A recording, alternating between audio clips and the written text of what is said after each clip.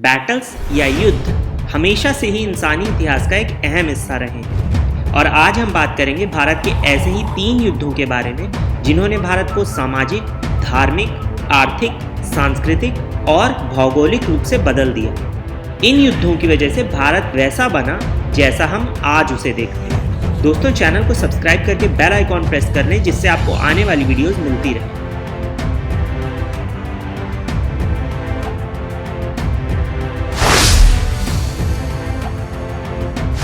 जय हिंद दोस्तों, हिस्ट्री नामा में आप सबका एक बार फिर से स्वागत है। दोस्तों, 18वीं सदी की शुरुआत से मुगल सल्तनत कमज़ोर होने लगी थी। 1719 में मुगल बादशाह बना मुहम्मद शाह, जिसे उसके रंगीन मिजाज के चलते मुहम्मद शाह रंगीला भी कहा जाता। ये वो दौर था जब भारत में मुगल सल्तनत मराठाओं की बढ़ती ताकत के कारण धीरे धीरे कमज़ोर होकर चरमरा रही थी और दूसरी तरफ ईरान का सफाविद साम्राज्य अफगानों के विद्रोह की वजह से अपने पतन की ओर बढ़ रहा था। ऐसे में एक आदमी जिसने इन सारी उथल पुथल का फायदा उठाया और अपनी ताकत बढ़ाई, वो था नादिर शाह। नादिर शाह 1736 में सफाविद साम्राज्य के आखिरी रूलर को हटाकर खुद ईरान का शाह बन गया और अफशारिद डायनेस्टी की शुरुआत की। अब पिछले 20 सालों से अराजकता में डूबे ईरान का शाह बनने के बाद नादिर शाह को जरूरत थी अपार धन की और साथ ही इतिहास में अपना नाम दर्ज कराने की। ऐसे में उसकी नज़र पड़ी भारत पे, जहां दिल्ली पे हुकूमत थी मुगलों की। मुगल कमज़ोर तो हो चुके थे पर उनकी अकूत दौलत अब तक उनके पास थी। ऐसे में जब मुहम्मद शाह ने कुछ अफगान विद्रोहियों को नादिर शाह के हवाले नहीं किया तो नादिर शाह को अच्छा बहाना मिल गया। नादिर शाह ने अपना हमला शुरू किया अफगानिस्तान से और गजनी, काबुल, जलालाबाद से होते हुए पेशावर पहुंचा और पेशावर के किले को पूरी तरह बर्बाद कर दिया। 1739 की शुरुआत तक उसने लाहौर जीता, फिर सिरहिंद तक पहुंचा और फिर सिरहिंद होते हुए करनाल पहुंचा, जहां 24 फरवरी 1739 को हुई बैटल ऑफ करनाल। बैटल में न सिर्फ मुगलों की हार हुई बल्कि मुहम्मद शाह ने आत्मसमर्पण कर दिया। शुरू में तो सब ठीक रहा, पर फिर एक दिन हुआ ये कि नादिर शाह की मौत की अफवाह सुनकर लोगों ने उसके सैनिकों पे हमला कर दिया और फिर नादिर शाह के हुक्म से दिल्ली में ऐसा रक्तपात, ऐसा कत्लेआम हुआ जिससे दिल्ली कभी उबर नहीं पाई। 30,000 मासूम जनता का खून किया गया, हजारों औरतों का बलात्कार और फिर मौत। हर तरफ घरों में लगी आग और नालियों में बहता खून था। मोहम्मद शाह की विनती पे नादिर शाह रुका तो जरूर, पर अब उसकी नज़र थी मुगल खजाने पे। मोहम्मद शाह ने खजाने की चाबी नादिर शाह को दे दी। मयूर सिंहासन, जिसे तख्ते ताउस कहते हैं, कोहिनूर हीरा, बेशकीमती दरियाए नूर हीरा, अब सब कुछ नादिर शाह के थे।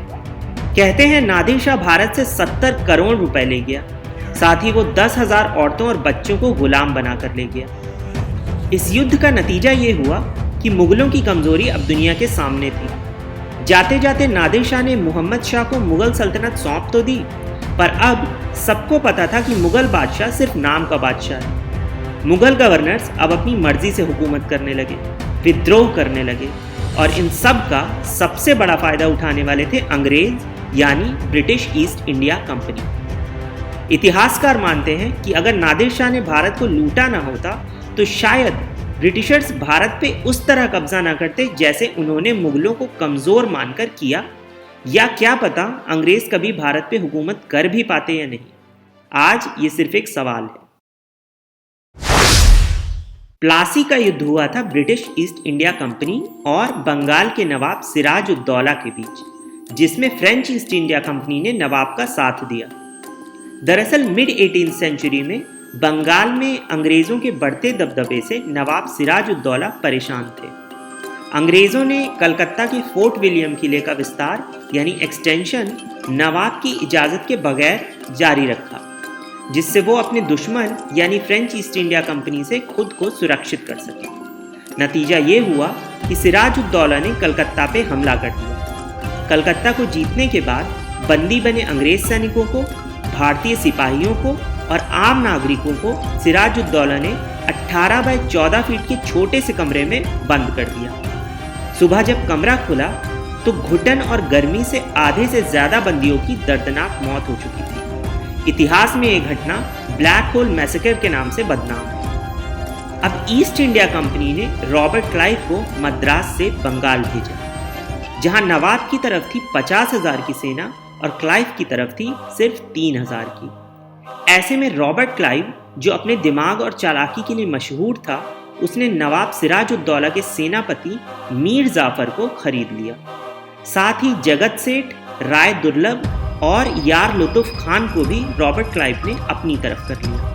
23 जून 1757 को नाडिया के पलाशी में युद्ध शुरू हुआ, पर मीर जाफर, यार लुतुफ खान और राय दुर्लभ की सेना आगे न बढ़कर बस तमाशा देखती रही और रॉबर्ट क्लाइव की 3,000 की संगठित सेना ने सिराजुद्दौला को हरा दिया। रॉबर्ट क्लाइव ने मीर जाफर को बंगाल का नवाब बनाया। यही वो लालच था जिसके बदले मीर जाफर ने सिराजुद्दौला को धोखा दिया था। इस युद्ध का नतीजा ये हुआ कि बंगाल का बेहद कीमती और संपन्न प्रोविंस अब पूरी तरह ब्रिटिशर्स के अंडर था और बंगाल का नवाब अब सिर्फ अंग्रेजों की कठपुतली था। अपने नुकसान की भरपाई के नाम पे अंग्रेजों ने बेतहाशा पैसे लूटे, ट्रेड रेवेन्यू से अपार धन कमाया और कहते हैं कि मीर जाफर ने कंपनी को 1,77,00,000 रुपए दिए और रॉबर्ट क्लाइव को 20 लाख रुपए दिए गए। कंपनी ने इन पैसों को अपनी आर्मी को और मजबूत बनाने में लगाया। इससे वो इंडियन ओशन में और मजबूत होते गए और अपने फ्रेंच और डच दुश्मनों को साउथ एशिया से खदेड़ दिया। बंगाल में अब ईस्ट इंडिया कंपनी बेलगाम थी, जिससे भ्रष्टाचार और उनकी क्रूरता बढ़ती गई। साथ ही बढ़ता गया ब्रिटिश एम्पायर, जिसे अगले लगभग 200 सालों तक कोई रोक नहीं पाया। अगर इस युद्ध में मीर जाफर ने सिराजुद्दौला को धोखा ना दिया होता तो शायद इस युद्ध का नतीजा कुछ और ही होता और साथ ही कुछ और होता भारत का आने वाला कल। इस युद्ध में एक तरफ थी ब्रिटिश ईस्ट इंडिया कंपनी, जिसे लीड कर रहे थे हेक्टर मुंडो, और दूसरी तरफ थी 3 फौजें। मीर कासिम की फौज, जो बंगाल का नवाब था, अवध के नवाब शुजाउद्दौला और मुगल बादशाह शाह आलम II। दरअसल मीर कासिम मीर जाफर का दामाद था, जिसे अंग्रेजों ने तब नवाब बनाया जब मीर जाफर ने बगावत कर दी और ईस्ट इंडिया कंपनी के खिलाफ डच ईस्ट इंडिया कंपनी से मिल गया।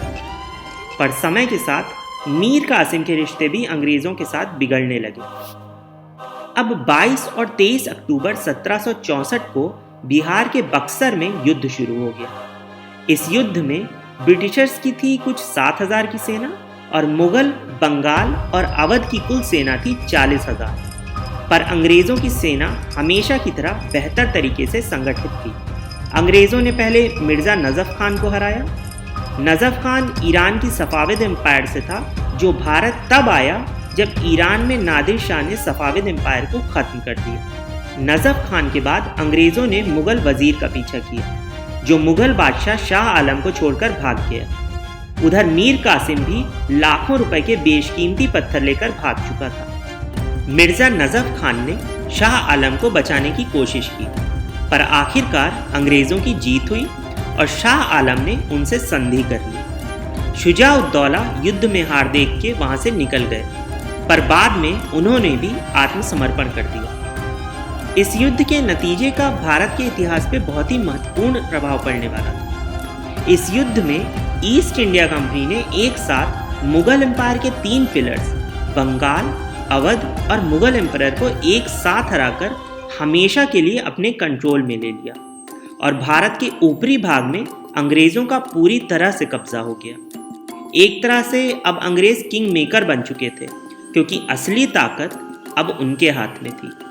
सबसे निर्णायक नतीजा ये हुआ कि इस युद्ध का अंत हुआ ट्रीटी ऑफ इलाहाबाद के साथ, जिसके मुताबिक शाह आलम ने अंग्रेजों को दीवानी का अधिकार दिया, यानी मुगल बादशाह की ओर से बंगाल, बिहार और उड़ीसा के ईस्टर्न प्रोविंस से टैक्स कलेक्ट करने का अधिकार दिया। शुजाउद्दौला ने 50 लाख रुपए हर्जाने के तौर पे दिए और एक ट्रीटी साइन की, जिसके मुताबिक कंपनी ने उन्हें सुरक्षा देनी शुरू की, यानी अब वो कंपनी पे निर्भर हो चुके थे। ट्रीटी ऑफ इलाहाबाद से अंग्रेजों की भारत की राजनीति में भागीदारी शुरू हो गई और साथ ही भारत में शुरू हो गई अंग्रेजों की हुकूमत। और इसीलिए बक्सर का ये युद्ध भारत के इतिहास का एक टर्निंग पॉइंट माना जाता है।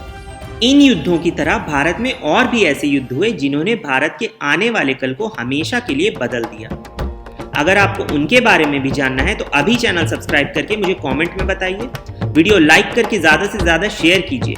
मिलते हैं अगले वीडियो में, तब तक टेक केयर, जय हिंद।